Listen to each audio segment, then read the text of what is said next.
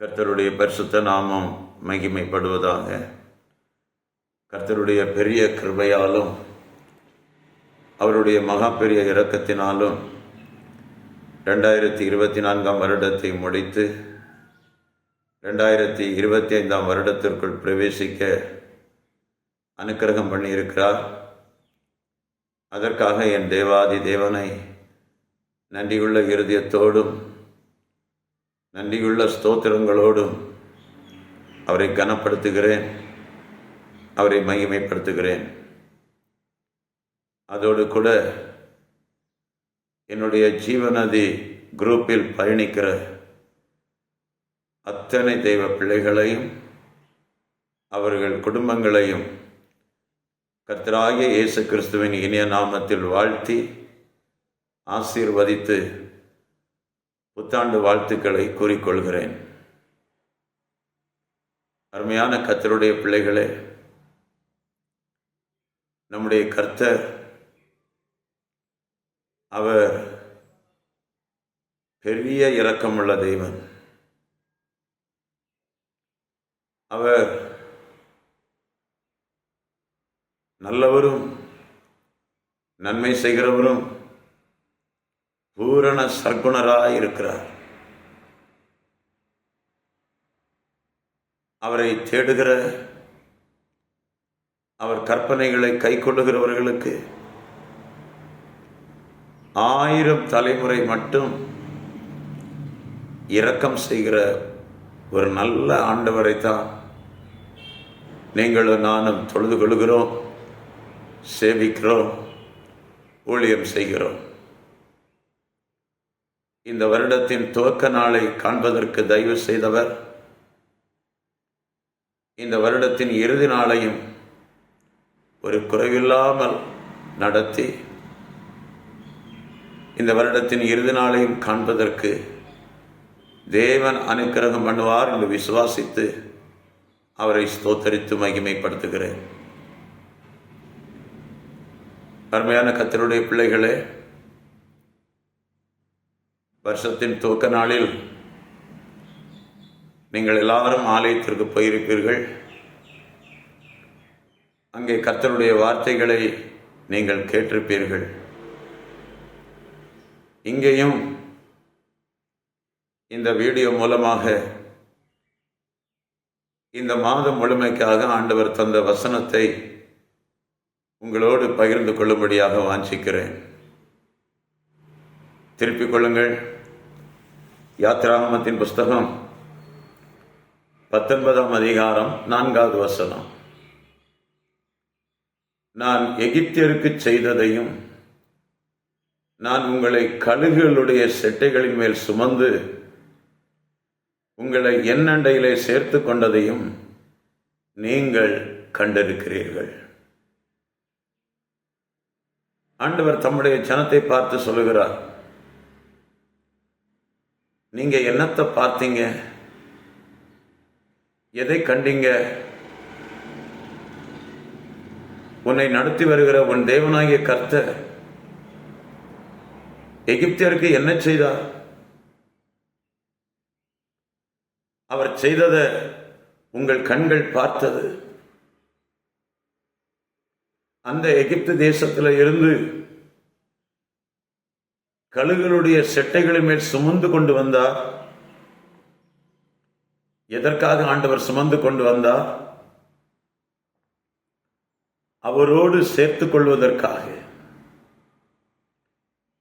அவரோடு சேர்த்துக் கொள்வதற்காக அவர் எகிப்தியருக்கு செய்ததையும் கழுகுகளுடைய செட்டைகள் மேல் சுமந்து கொண்டு வந்ததையும் நீங்கள் கண்டிருக்கிறீர்கள்.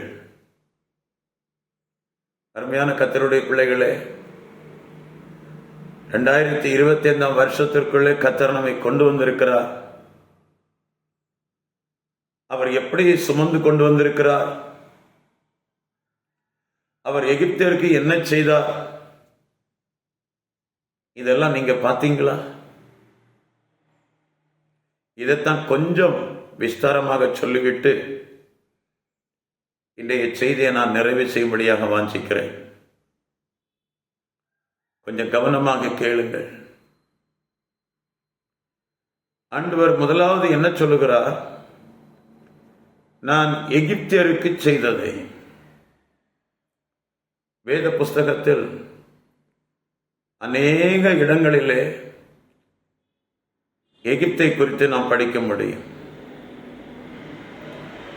அநேக இடங்களிலே எகிப்திய அவர்கள் எப்படிப்பட்டவர்கள், அதையெல்லாம் ஆண்டவர் நமக்கு எழுதி தந்திருக்கிறார். இப்போ இந்த கிருபையின் நாட்களிலே வாழ்ந்து கொண்டிருக்கிற நமக்கு இந்த எகிப்து என்று சொல்லக்கூடியது எதனை காட்டி தருகிறது? இந்த எகிப்து என்று சொல்லக்கூடியது எதனை காட்டி தருகிறது என்று சொன்னால், அது நீங்களும் நானும் தற்போது வாழ்ந்து கொண்டிருக்கிற இந்த பாவ உலகத்தை காண்பிக்கிறது. இதைத்தான் 1 யோவான்ல நம்ம படிக்கிறோம். உலகம் பொல்லாங்கனுக்குள் கிடக்கிறது. இந்த உலகம் யாருக்குள்ள கிடக்கிறது? பொல்லாங்கனுக்குள் இருக்கிறது. அதனால இந்த உலகத்தின் சிந்தை அது கேடு உள்ளது. இந்த உலகத்தின் வழிபாடுகள், கலாச்சாரங்கள், அவைகள் அனைத்தும் தேவனுக்கு பிரியமில்லாதது. ஒரு மனுஷன் இந்த உலகத்திலே அன்பாய் இருந்தால் அவனுக்குள்ளே பிதாவின் அன்பு இருக்காது. அப்படியெல்லாம் ஆண்டவர் நமக்கு சொல்லித் தருகிறார். எதுக்கு? இந்த உலகமாகிய எகிப்தை நீங்களும் நானும் அடையாளம் கண்டு கொள்வதற்காக. பழைய ஏற்பாட்டின் காலத்தில் எகிப்தாகிய அந்த தேசத்துக்குள்ள கர்த்தருடைய ஜனம் அடிமைப்பட்டிருந்தது. அங்கே பார்வோனும் அவனுடைய ஊழியக்காரர்களும் அவனுடைய சேனை வீரர்களும் கர்த்தருடைய ஜனத்தை கொடுமையாய் வேலை வாங்கினாங்க. கடினமான சுமைகளை சுமக்கும்படியாக செய்தாங்க. அவர்கள் ஜீவனை கசப்பாக்கினாங்க. கடைசியாக அவர்களை அடித்தார்கள். அவர்கள் வேலைக்கு தக்கதான சம்பளத்தை கொடுக்கல. அவர்கள் பெருமூச்சு விட்டார்கள். அருமையான கர்த்தருடைய பிள்ளைகளே, இன்றைக்கு நம்முடைய வாழ்க்கையில இந்த அனுபவங்கள் இருக்குதா இல்லையா? நாம பெருமூச்சு விடுகிறோமா இல்லையா? வேலையினால வருத்தப்படுகிறோமா இல்லையா? மார்த்தாள் கூட பற்பல வேலைகள் செய்வதில் வருத்தமடைந்தாள் என்று படிக்கிறோமே. எவ்வளவு அருமையாக ஆண்டவர் நமக்கு எழுதி தந்திருக்கிறார். கடினமான வேலை, எங்க பார்த்தாலும் பிஸி, யாருக்கும் நேரம் இல்லை. ஆண்டவருடைய வார்த்தை கேட்பதற்கு யாருக்குமே நேரம் இல்லை. தேவ சமூகத்தில் வருவதற்கும் நேரம் இல்லை. அப்படிப்பட்ட ஒரு கொடிதான காலத்திற்குள்ளதான் நம்ம வாழ்ந்துட்டு இருக்கிறோம். அதனாலதான் இது ஒரு எகிப்துக்கு அடையாளம் என்று ஆண்டவர் நமக்கு அர்த்தப்படுத்தி சொல்லுகிறார். இப்போ இந்த எகிப்தியருக்கு, நம்மை அடிமைப்படுத்த நினைக்கிற எகிப்தியருக்கு, நம்மை கொடுமையாய் வேலை வாங்குகிற எகிப்தாகி இந்த பாவ உலகத்திற்கு, நம்முடைய ஜீவனையே கசப்பாக்குகிற இந்த பாவ உலகமாகிய எகிப்திற்கு கர்த்தர் என்ன செய்தார்? வாசிக்கலாம், காட்டித் தருகிறேன். 1 சாமுவேலின் புஸ்தகம், 1 சாமுவேலின் புஸ்தகம், அதனுடைய 4ஆம் அதிகாரம். 1 சாமுவேலின் புஸ்தகம் 4ஆம் அதிகாரம் 8வது வசனத்தை நம்ம வாசிக்கும் போது, ஐயோ, அந்த மகத்துவமான தேவர்களின் கைக்கு நம்மை தப்புவிப்பவர் யார்? எகிப்தியரை சகலவித வாதைகளினாலும் வனாந்தரத்திலே அடித்த தேவர்கள் இவர்கள் தானே. பெலிஸ்தர் சத்துருக்கள் நம்முடைய வல்லமையை குறித்து அவங்க சொல்றாங்க. இவங்க எப்படிப்பட்டவங்க? எகிப்தியரை சகல விதமான வாதைகளினாலே வனாந்தரத்திலே அடித்தவர்கள். அருமையான கர்த்தருடைய பிள்ளையே, உன்னை அடிமைப்படுத்த, உன் ஜீவனை கசப்பாக்குன, உன்னில ஏராளமான சுமைகளை சுமத்தின அந்த சத்துருவை சகல விதமான வாதைகளினால நீங்க தான் அடிச்சிருக்கிறீங்க அப்படின்னு சத்துருக்கள் சொல்றாங்க. ரொம்ப ஆச்சரியமா இருக்குல்ல? நிறைய பேருக்கு இந்த மேன்மை தெரியாது. நான் இராணுவத்தில் இருக்கும்போது என்னுடைய நடக்கையை அங்கே இருந்த ஏராளமான மக்கள் பார்த்திருக்கிறார்கள். நான் கொரோனா டைம்ல பென்ஷன் வந்தேன். 2020 வருடம் மே 31ஆம் தேதி நான் பென்ஷன் வந்தேன். பென்ஷன் வந்து ஒரு 1.5 மாசம் இருக்கும். என்னோடு கூட வேலை பார்த்த ஒரு நபர் எனக்கு போன் பண்ணார். சார், என்னுடைய அத்தான் கொரோனாவில் பாதிக்கப்பட்டு உயிருக்கு போராடி கொண்டிருக்கிறார். அவருக்கு 2 சின்ன பிள்ளைங்க. எங்க சகோதரி விதவை ஆயிடுவா. நீங்க ஜெபித்தால் நிச்சயமாக அவர்கள் சுகத்தை பெற்றுக் கொள்வார்கள் என்று என்னை பார்த்து போன்ல சொன்னான். நான் சொன்னேன், நீ கவலைப்படாத, உங்க அத்தானுக்கு ஆண்டவர் ஜீவன் தந்துடுவார்.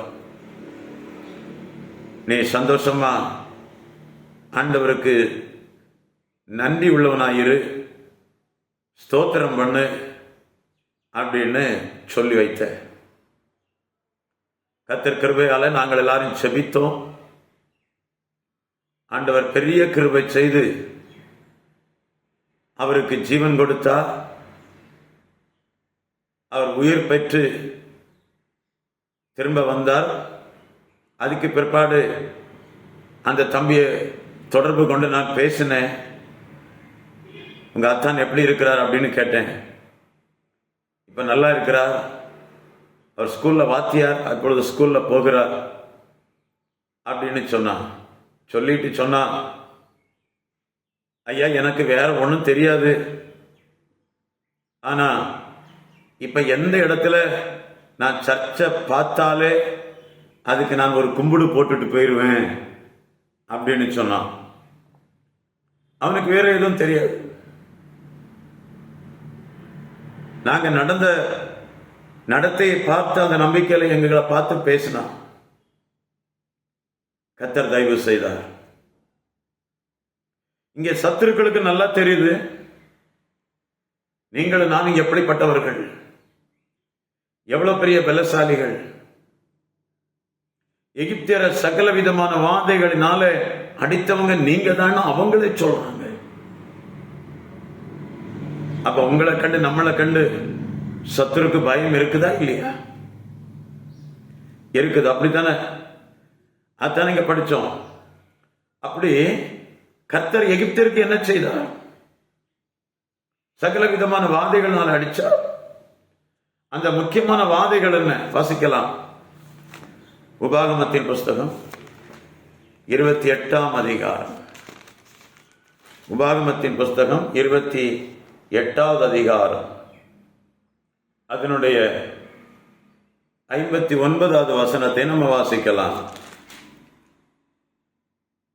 கர்த்தர் நீங்காத பெரிய வாதைகளாலும் நீங்காத கொடிய ரோகங்களாலும் உன்னையும் உன் சந்ததியையும் அதிசயமாய் வாதித்து நீ கண்டு பயந்த எகிப்தின் வியாதிகள் எல்லாம் உன்மேல் வருவிப்பார். அவைகள் உன்னை பற்றி கொள்ளும். அருமையான கர்த்தருடைய பிள்ளைகளே, ஏன் இந்த வாதை?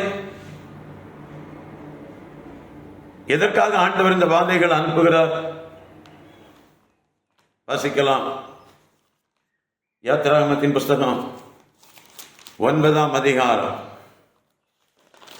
யாத்திராகமத்தின் புஸ்தகம் 9ஆம் அதிகாரம் 14வது வசனத்தை வாசிக்கும் பொழுது 13வது வசனத்தில் இருந்தே வாசிக்கலாம். அப்பொழுது கர்த்தர் மோசேயை நோக்கி, நீ அதிகாலமே எழுந்திருந்து போய் பார்வோனுக்கு முன்பாக நின்று எனக்கு ஆராதனை செய்ய என் ஜனங்களை அனுப்பிவிடு. விடாதிருந்தால் பூமி எங்கும் என்னை போல வேறு ஒருவரும் இல்லை என்பதை நீ அறியும்படிக்கு இந்த முறை நான் சகலவித வாதைகளையும் உன் இருதயத்திலையும் உன் ஊழியக்காரர் மேலும் உன் ஜனங்கள் மேலும் அனுப்புவேன். ஆண்டவர் யார் மேல இந்த வாதைகள் அனுப்புறாரு? எகிப்தியர் மேல. ஏன் அனுப்புறாரு? கர்த்தருக்கு ஆராதனை செய்ய அவன் விடல. கர்த்தரை பணிந்து கொள்ள, அவரை தொழுது கொள்ள விடல. நிறைய மக்கள் இன்னைக்கும் கர்த்தரை ஆராதிக்க வராமல் இருக்கிறாங்க, அவரை சேவிக்க வராமல் இருக்கிறாங்க. அநேகருடைய பிள்ளைகள் கர்த்தரை சேவிக்க வராமல் இருக்கிறாங்க. கிறிஸ்தவர்கள் தான், ஆனால் கர்த்தரை சேவிக்க அவங்க வரல. ஏன் வரல? எதனால வரல அப்படின்னு கேட்டா, அவங்கள விடாம வைத்திருக்கிறது இந்த பாவ உலகமாகிய எகிப்தின் ஆவி.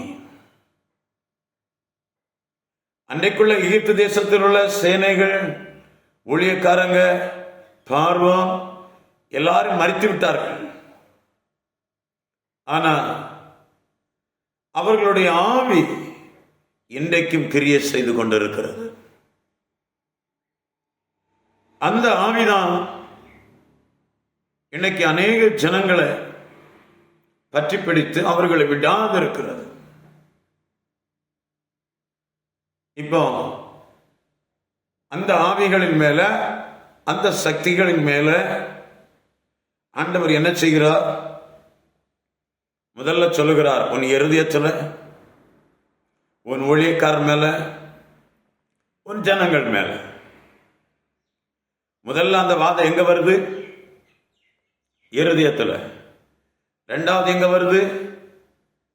ஊழியக்காரர் மேல. மூணாவது எங்க வருது? ஜனங்கள் மேல. கர்த்தருக்கு ஸ்தோத்திரம். கவனிங்க. இப்போ இந்த வாதைகள் எகிப்தியர் மேல வந்தது. ஏன்னா எகிப்தியரை ஆண்டவர் இப்படிப்பட்ட வாதைகளினால அழிக்கிறார். நீங்காத பெரிய வாதை, அது கொடிய ரோகம், அது வியாதி. அப்ப ஆண்டவர் எகிப்தியரை எப்படிப்பட்ட வாதைகளினால் அழித்தார்? நீங்காத கொடிய ரோகம், கொடிய வியாதி. அப்ப ரோகம், வியாதி எதனால ஒரு மனுஷனுடைய ஜீவியத்துக்குள்ள, அவன் இருதயத்துக்குள்ள, அவன் ஊழியக்காரனுக்குள்ள, அவன் ஜனங்கள் மேல வருது? எதனால வருது? அவன் பாவ உலகமாகிய அந்த எகிப்து அவனுக்குள்ள இருக்கிறபடினால. இதுதான் ஏசாயா தீர்க்கதரிசியின் புஸ்தகம் 23ஆம் அதிகாரம் ஏசாயா தீர்க்கதரிசியின் புஸ்தகம் 23ஆம் அதிகாரம் 5வது வசனத்தை வாசிக்கும் போது இன்னும் கொஞ்சம் தெளிவாக ஆண்டவர் நமக்கு சொல்லித் தருகிறார். என்ன சொல்லித் தருகிறார்? எகிப்தின் செய்தி கேட்கப்பட்டதினால் நோய் உண்டானது போல தீர்வின் செய்தி கேட்கப்படுவதனாலும் நோய் உண்டாகும். அப்ப வியாதி, ரோகம், நோய் எதனால வருது? பாவ உலகமாகிய இந்த எகிப்தின் செய்தியை ஒரு மனுஷன் கேட்கும் போது, தீர்வின் செய்தியை ஒரு மனுஷன் கேட்கும் போது அந்த வியாதி வருது. ஏன்? இந்த செய்திகள் அவனை பாவத்திலே வழிநடத்துகிறது, பாவத்திலே அவனை அடிமைப்படுத்துகிறது, உலகத்தின் கலாச்சாரம் வழிபாடுகளுக்குள்ளே அவனை கட்டி போடுது.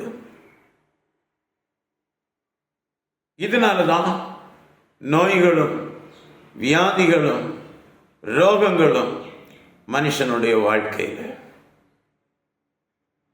கர்த்தருக்கு ஸ்தோத்திரம். இப்போ இந்த ரோகங்கள் வராமல் இருக்கிறோம்னா என்ன செய்யணும்?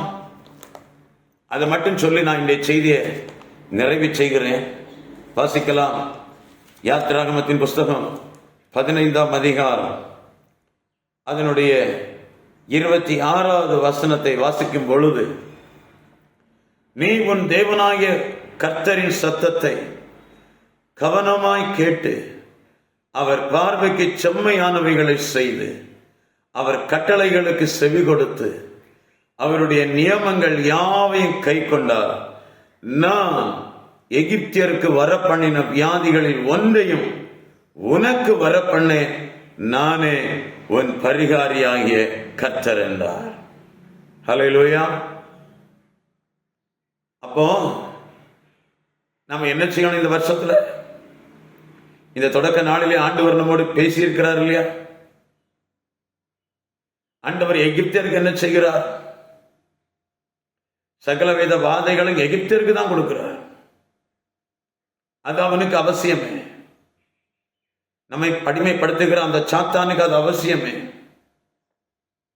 ஆனா உங்களுக்கும் எனக்கு அவசியம் இல்லை. அப்ப நீங்களும் நானும் ஆரோக்கியமாக ஒரு வியாதி இல்லாம, நோய் இல்லாம, ரோகங்கள் இல்லாம ஒரு வாழ்க்கை வாழ வேண்டுமானால்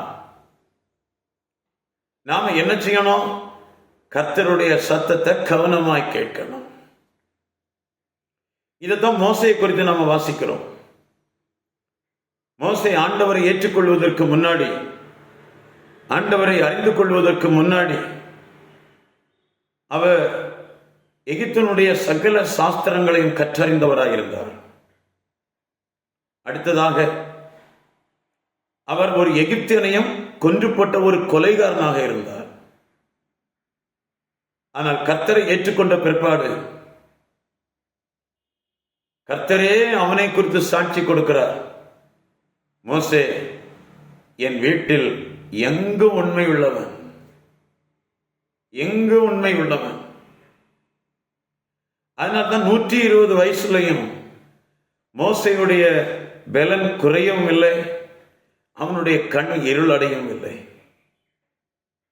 அப்ப கர்த்தருடைய வீட்டில் கர்த்தருடைய சத்தம் கேட்டு கர்த்தருக்கு முன்னாடி உண்மை உள்ளவர்களாய் ஜீவிக்கும் பொழுது உங்க பலன் குறையாது, கண் இருள் அடையாது. ஐயா, எகிப்தியருக்கு வந்த எந்த வியாதிகளும் உனக்கு வராமல் உன்னை இந்த வருஷம் முழுவதும் அவருடைய செட்டைகளுக்குள்ளே வைத்து கழுகளுடைய செட்டைகளின் மேலே சுமந்து செல்ல நம்முடைய தேவன் வல்லவராயிருக்கிறார். அந்த வல்லமையுள்ள தேவன் உன்னை நடத்தியல்ல, உன்னை சுமந்து கொண்டு செல்வதற்கு இந்த வருஷம் முழுவதும் மாத்திரமல்ல, உன் ஆயுசு நாட்கள் முடிகிறது வரைக்கும் உன்னை சுமந்து கொண்டு சென்று முடிவிலே அவருடைய மகிமையின் ராஜ்யத்திலே உன்னை சேர்த்துக் கொள்வார். அதுக்காக நீங்களும் நானும் செய்ய வேண்டிய காரியம் என்ன? அழகா நமக்கு சொல்லி தந்து விட்டார். பாவ உலகமாகிய அந்த எகிப்து எனக்குள்ள இருக்கக்கூடாது. எனக்கு கெடுதலை கொண்டு வரக்கூடிய உலக சிந்தைகள் எனக்குள்ளே வரக்கூடாது. நான் தேவனுக்கேற்றவைகளை சிந்திக்கிறதற்கு நம்மை ஒப்புக் கொடுக்க வேண்டும். தேவனுடைய வீட்டிலே மோசே போல உண்மையுள்ளவர்களாக இருக்க வேண்டும்.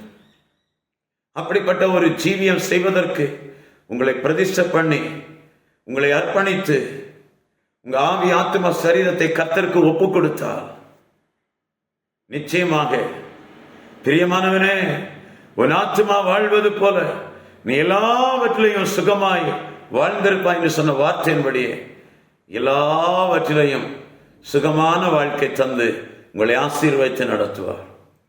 அப்படிப்பட்ட ஒரு மேன்மையான ஆசீர்வாதத்தை இந்த வருஷத்தின் தொடக்கத்திலிருந்து எல்லா தேவ பிள்ளைகளும் பெற்றுக்கொள்ளும்படியாக ஆண்டவர் இந்த வசனத்தை உங்களுக்கு சொல்லி தந்திருக்கிறார். தொடர்ந்து கழுகை குறித்து நாம் தியானிக்கலாம். இன்றைக்கு நான் நிறைவு செய்கிறேன். இதனுடைய தொடர்ச்சியை மீண்டும் கர்த்தர் உங்களோடு பேசுவார். நீங்கள் கேளுங்கள்.